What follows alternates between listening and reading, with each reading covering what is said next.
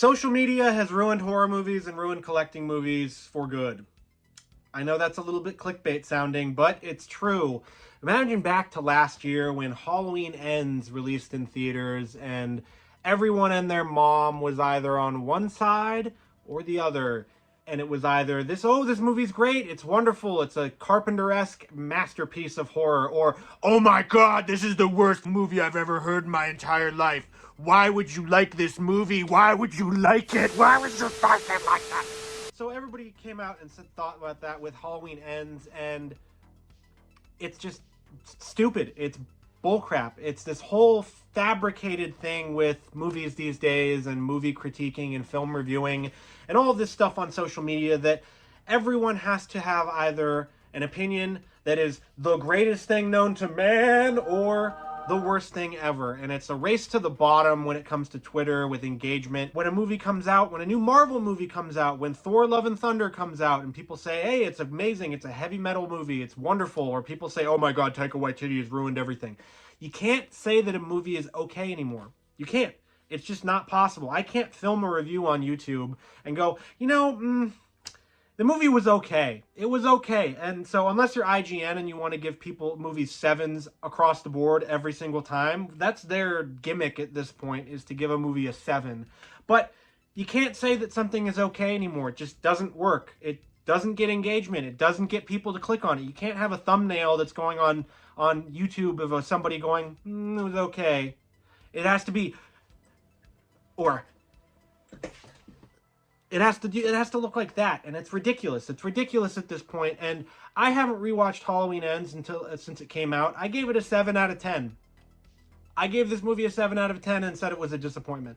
That, in hindsight, was a stupid move on my part. I can't wait to rewatch this movie because either I know it's going to be okay, whatever, it's a Halloween movie. It's probably better than Halloween Resurrection. It's probably better than the Rob Zombie movies for me, but it might be better than I thought it was. And so you can't rewatch something like that as well. I used to absolutely hate the Rob Zombie Halloween movies. I used to despise them. I rented Halloween 2 with my friends, and we made fun of my friend who had us rent it. We watched it. I said, this is the worst thing I've ever seen in my entire life.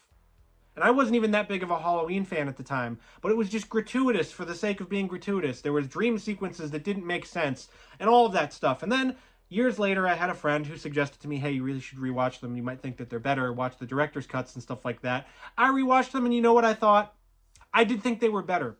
They're not great. They're not my favorite Halloween movies, but they're better. I don't really care about them anymore. If you like them, you like them, go for it. If you don't like them, you don't like them, go for it. But it's just this whole thing that people need to hate on things, and they need to hate things just to hate them. It's like tribalism. It's like a sports team or whatever. When a new Marvel movie comes out, when The Flash comes out, is The Flash the greatest cinematic masterpiece in the world? No. You can check out my review of it here, though. But it's not. It's a good movie. It's a good DC movie. But guess what? There's people that love Zack Snyder. The Snyder fans, the Snyder Cut people that are review bombing it, that hate its guts. Or there's people that don't like Ezra Miller. If you don't like Ezra Miller, don't go see the movie. I don't care. It doesn't bother me. But there's people that it does bother, and it doesn't make sense to me. And it's this whole thing with film criticism that started with Twitter, Facebook, and let's face it, CinemaSins, because those assholes decided that let's nitpick things, and then that makes it look like it's film criticism.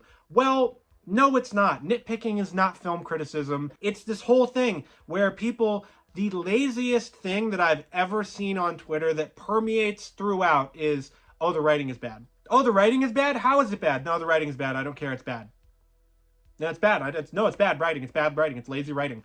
Why is it bad? Why is it lazy? Oh, I don't know. A lot of it is people out there that are just these dirtbags that hate people that aren't the same color skin as them and hate women or whatever that don't want to see it in their movies. But a lot of it is just like, why is it bad? Can it be okay? It can be okay. A movie can be okay, like this movie. I'm sure it's going to be okay. A lot of stuff out there. I try to see the good in things, and it really helps. It really makes for a more enjoyable viewing experience. I do get made fun of. I get made fun of because I give out a lot more 90s than I give out 60s. But guess what? When I do give out a 60, you know it's there. You know it's a reason why. If I give out a 90, that means I enjoyed watching the movie on my first viewing. All of my reviews, unless it's me reviewing something after the fact, All of my reviews out there are my impression after seeing the movie for the first time. If you enjoy a movie after seeing the first time, you might not like it the second time. You might like it more, but the first time is pretty important. It's the first impression you get with a movie. And so if you go out there and you enjoy it, well, there you go. It's even more fun. So I try to find the good in things, and that's my review philosophy, and that might sound a little flawed to people, and I know that there's going to be people that are commenting and going, yeah, but the movie is bad, so blah, blah, blah. I don't care. It's what I think about the movie. You're watching my review. Thank you.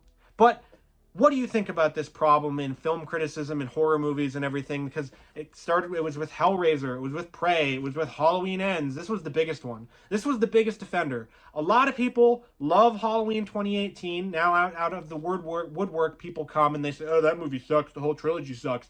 A lot of people like Halloween Kills, and then people came out and said it was too gratuitous. And then this movie tried to upset the formula a little bit and tried to give us a more Carpenter-esque story with Corey and everybody in it. I'm going to have to watch it again. I'm going to watch this movie again, and I'm going to do a re-review of it because I think I might enjoy it a little bit more. I think you might too. So what do you think about revisiting stuff like this? What do you think about rewatching movies after the fact and changing your opinions? Do you like it? Do you hate it? What do you think about social media and horror? Because I know it's a big thing, and it's especially on Facebook. There's these Facebook groups full of jackrabbits that are just gung-ho about certain things. Oh, no remakes, no sequels, blah, blah, blah, blah. And then when something comes out that's original, they don't go see it. So, I don't know. But if you like more horror content like this, you can check out this playlist of my Friday-thon videos. I do a marathon every October. This is one of them, so check it out. And look forward to Friday-thon 2023 as well.